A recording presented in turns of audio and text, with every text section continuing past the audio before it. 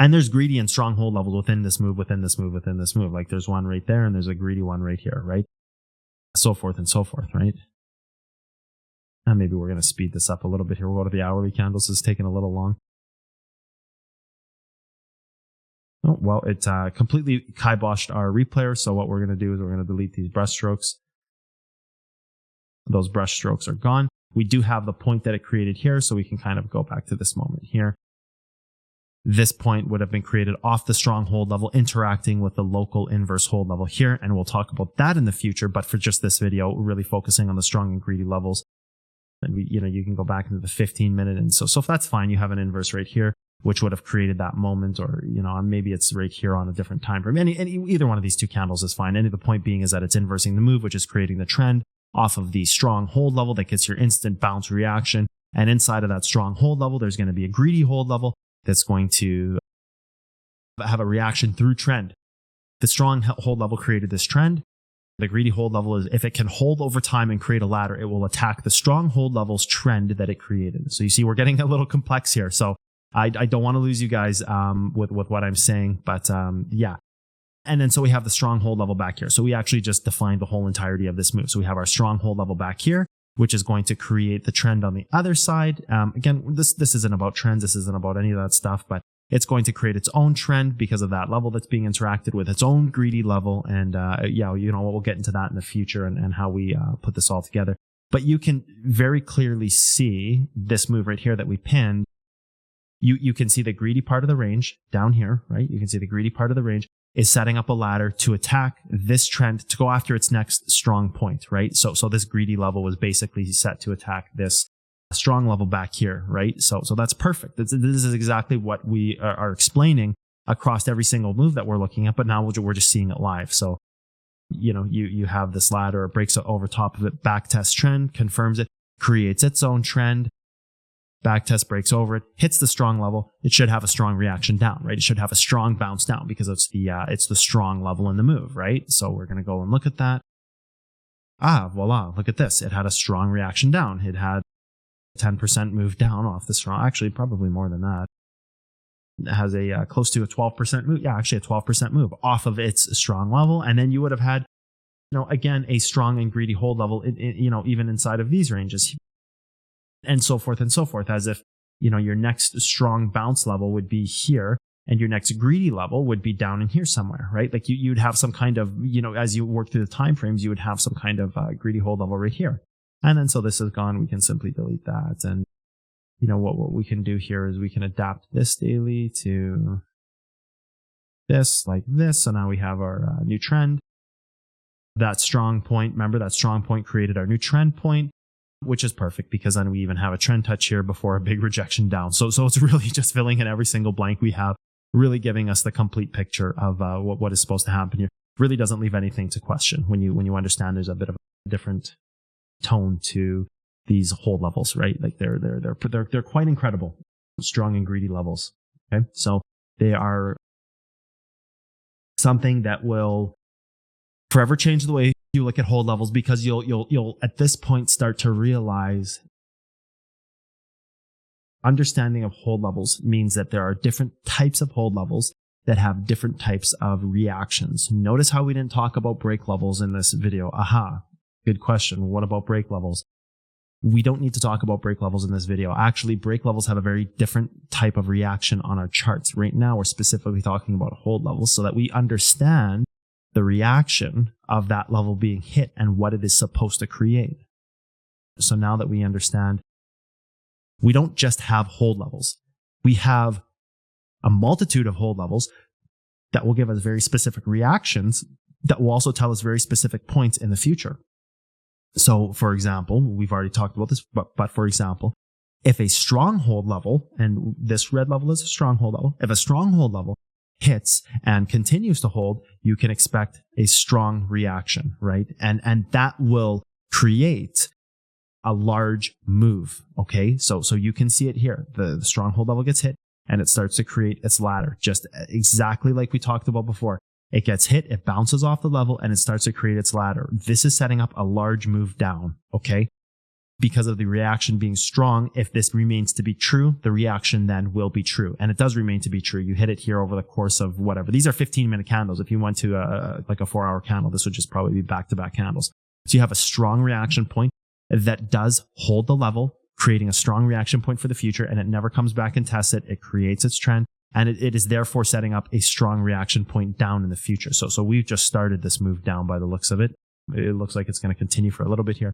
Now, we don't know because we have to see how the strong and greedy hold levels from here all the way back here react. But regardless, this showed us that we were going to have a large move down, not just some kind of 1 or 2% move down, hit the level, pull back, right? It's the difference between understanding what levels mean and understanding the reactions versus just having hold levels on your chart and not having any explanation of what they're going to do in the future at all.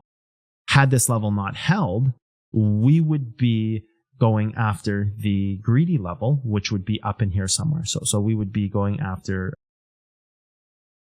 this kind of this range up in here, or possibly even this right here. I'd have to go to a different time frame and see. I never actually looked where that greedy level is in here. But if you had this greedy level being hit, you would be attempting to break a trend to continue fueling that direction. So there's quite a big difference here. Right? So if this level gets hit, let's talk about that for a second.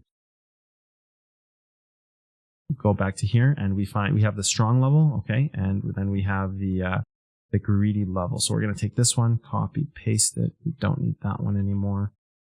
If we have the greedy level, maybe we'll just say it's right here. If we had this level here, we could very much expect this whole entire move to kind of just sit around here inside of this range to see if it's ready to break above it, because this is going to have to break its trend, right? Like what you're going to have is something like this. You would have this guy here to this guy here, and it just lost its trend. But let's pretend it didn't. Let's rewind this by 1 bar, right? Let's rewind this by 1 bar and say it went up there. Say it went straight up, right? You are going to have to continue, because this is going to continue pounding on this level for a good couple weeks. Then if you lose trend, you are going to see if you hit a greedy or a strong hold level down here. So this is a very different reaction than hitting this strong level, because a strong level is just going to pull this move back instantly. If this greedy level went after, you are going to attack the range of that move and sit there and continue to attack it. So let's look at a spot where that had happened, okay? So we are going to take the strong and greedy level, and we are going to look at strong and greedy inverses, okay? Strong and greedy inverses. So maybe we need to do this on a smaller time frame because it is quite local inside of the move. Greedy hold level would be this one right here. A strong hold level would be this one right here. So this is the strong and the greedy hold level there. So what we're going to do is we're going to rewind this to this point here. So we can just see we have trend. We're going to flip it upside down so it's easier to see, because I think this kind of visual fidelity is a little easier to see when we flip the chart upside down and we're not kind of looking with our eyes closed. So we know that this needs to create a strong reaction off of this level. So what we're going to do is we're going to go to a 15-minute chart and we are going to see how this reacts. So this has to have a strong reaction, okay? This 6408 level has to have a strong reaction. If it does not have a strong knife catch, it means that that strong level is failing, right? Because we need to have that strong knife catch there. Just hit play and see what happens. So there's the level, right? It gets hit. What kind of percentages are in this?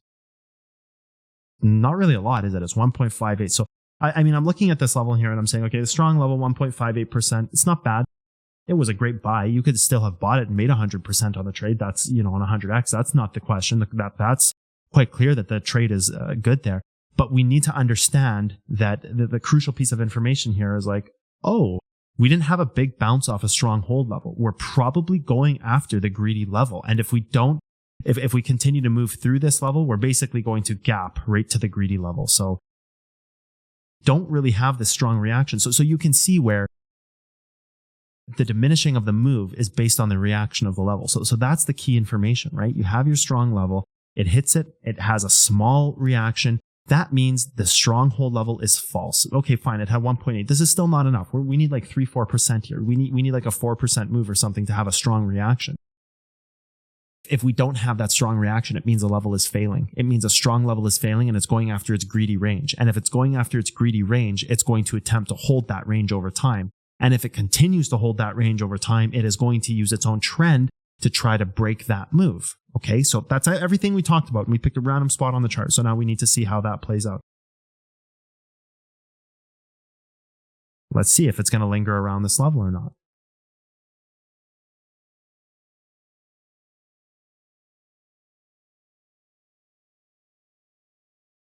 Goes after the greedy level, right?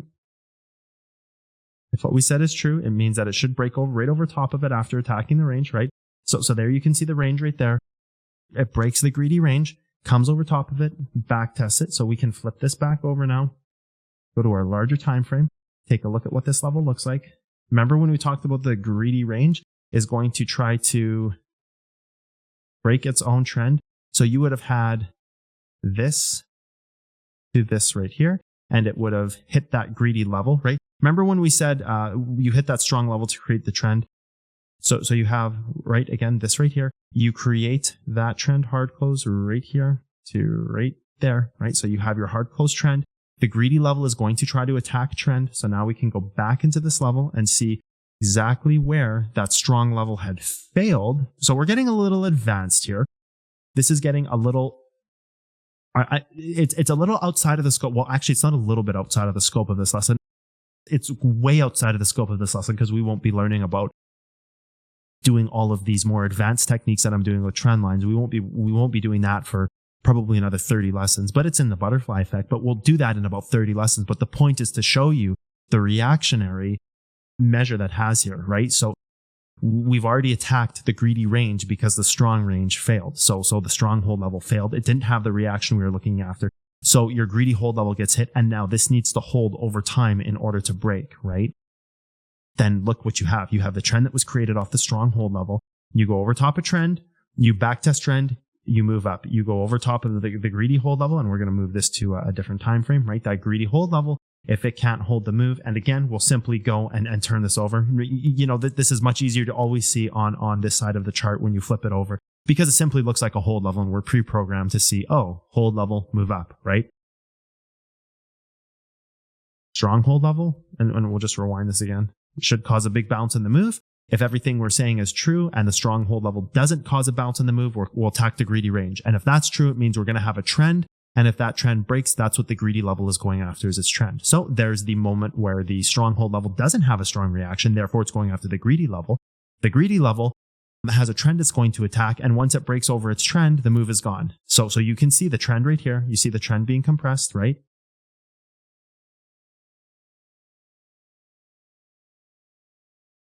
See, once that trend gets lost, and you can even go to like a 1 minute chart here, and you could probably see the exact moment where it breaks over trend. It backtests trend once, ladders off the backtest of its trend. So that's key information to know, right? Has move here. It creates its own ladder here, even though it's a little bit of price movement. It's not much, but if you mark this top of this here, you'll notice that didn't quite hit, right? That didn't quite hit it, or maybe it did actually. Really hard to tell. It actually did hit it, but that's fine. It's still the same thing. It's still laddering down longer term time frame. But really the point being is that it has trend. It breaks trend that it creates. If that's true, it's going to go after the greedy range, and that is going to fuel a large move in that direction. So we're just going to go back to the same time frame here. This should then, in theory, this greedy level we have should be setting up for the attack of its next level, right? The next strong point, right? Look at this backtest. Pretty nice. Pretty nice backtest hold. Let's go. Let's start to create the ladder. Not bad. Not bad at all. Well, now we're cooking with fire, because now we can make sense of this thing. Now we can rewind this whole move.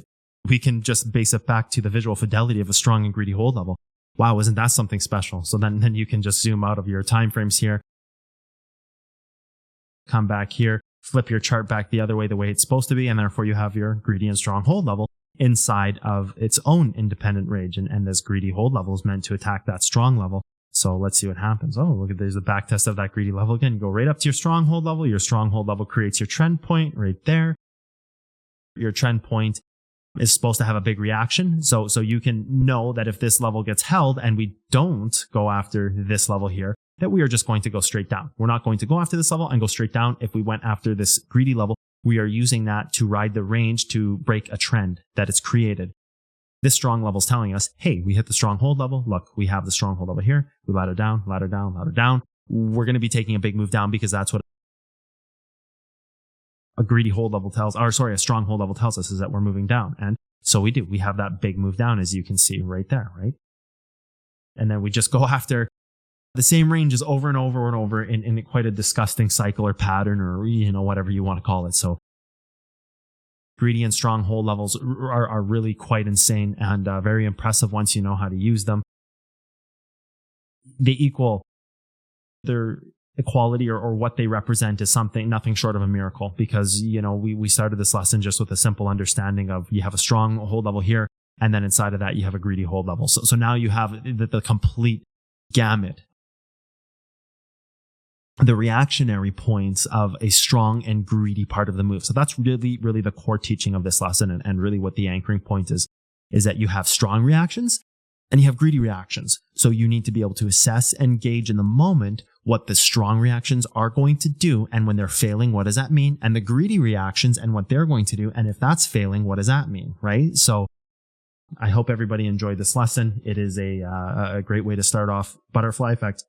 It is quite a crazy lesson, and one of many to come.